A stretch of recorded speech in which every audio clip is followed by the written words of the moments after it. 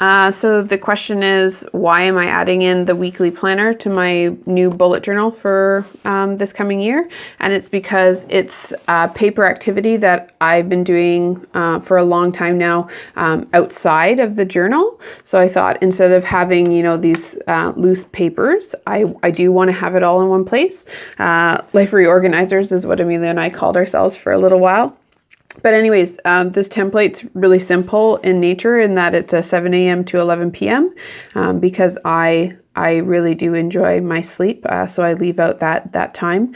And I've just basically copied the same idea into my journal. And you can see 7 a.m. all the way to 11 p.m. Every month I'll have this ability to reflect on what does my week look like? What does my ideal week look like? And where do I know that I'm already dedicating time? The white space for me represents free time, flexible time. But the blocks indicate, I really, to be able to get the things done that I want to, I've blocked off this time in my calendar with the hopes that that's what I'll get done. Sometimes it doesn't happen, but most of the time I try and stick to this schedule.